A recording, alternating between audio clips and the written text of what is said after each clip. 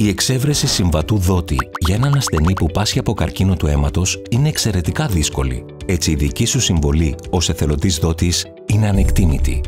Στην περίπτωση που βρεθεί συμβατός, θα ενημερωθείς τηλεφωνικώς από λειτουργό του Καραϊσκάκιου Ιδρύματος. Στη συνέχεια, θα κληθείς σε συνάντηση με τον υπεύθυνο ιατρό για να ενημερωθείς για τη διαδικασία συλλογής μυελού των οστών και θα δώσεις δείγμα αίματος για εργαστηριακό έλεγχο.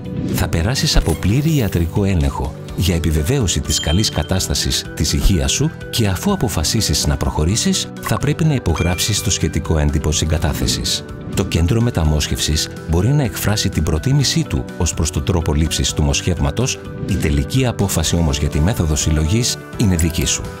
Η πιο συνηθισμένη μέθοδος συλλογής μυελού των οστών είναι η αφαίρεση των αρχαίγωνων αιμοποιητικών κυττάρων από το αίμα του δότη, αφού προηγουμένως του χορηγηθεί αυξητικός παράγοντας για 4 ημέρες.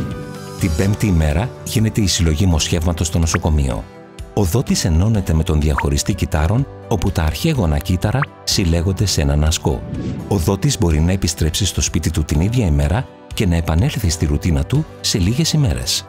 Τα αρχαίγωνα κύτταρα στον δότη αναπληρώνονται σε λίγες εβδομάδες. Η άλλη μέθοδος συλλογής είναι η παραδοσιακή.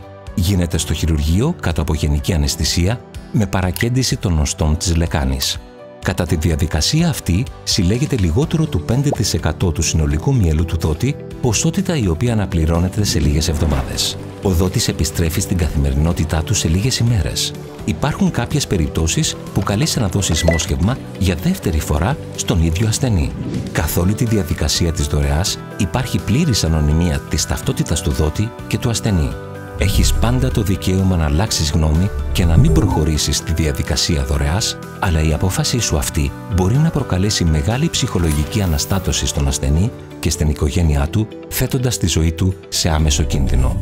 Ο δότης δίνει μόσχευμα εθελοντικά και χωρίς οποιαδήποτε οικονομική ανταμοιβή ή οικονομική επιβάρυνση. Δώσε μια στιγμή, σώσε μια ζωή. Καραϊσκάκιο Ίδρυμα. Όραμα ζωής.